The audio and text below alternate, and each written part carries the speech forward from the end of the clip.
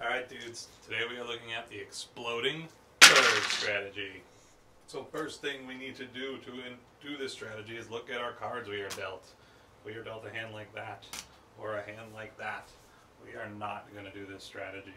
Reason being, we need to look where we're starting. It's going to depend on where we are on the board, but what you really want to do is look for a way to move and place two roosts down on the board. Can't really do that with either one of these here. We can only place one. We could do it with the bird cards, but we don't want to use bird cards if we don't have to for this strategy. Reason being is it's called exploding birds because within 3 to 4 rounds you are going to go into disdain, and that's sort of the whole purpose of it. It's just a blitz on score.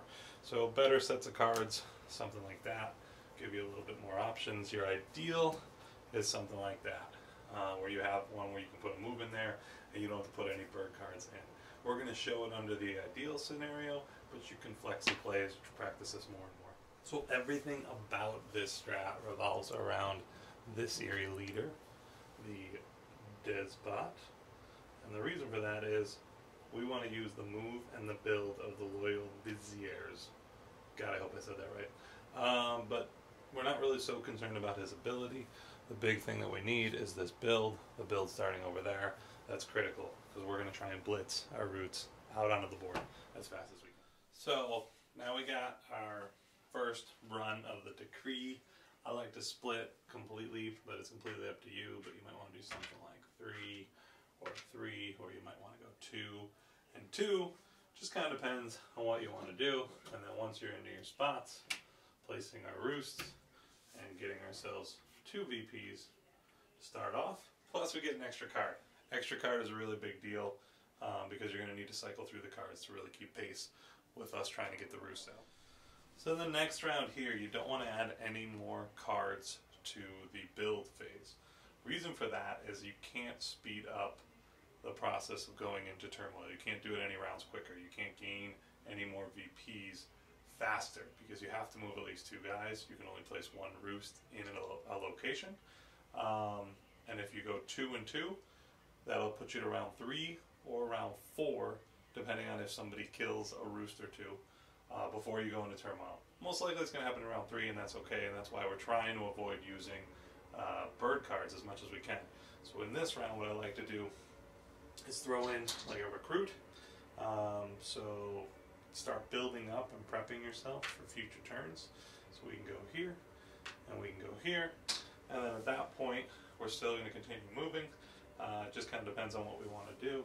I would probably do something like this, use that for the wild, and then you can go up or you can go in the middle. I like to stick to the outsides with the birds. I think they have a better chance if you're actually able to do that. And then our roost gets placed, and our next roost gets placed, and then we're looking at getting 4 VPs, which is going to put us to 6, and that's by round 2. Starting round 3, that's where things get a little bit more dicey. You got to kind of read the board and see what's going on. You might want to place 1 in battle and 1 in recruit. You might want to do 2 in recruit. Just kind of depends.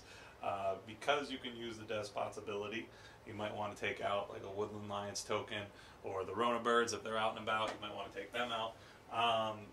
It's all kind of depending on what's going on the board. You're going to have to read that and see what's going on. In this scenario, I'm just going to do 1 recruit.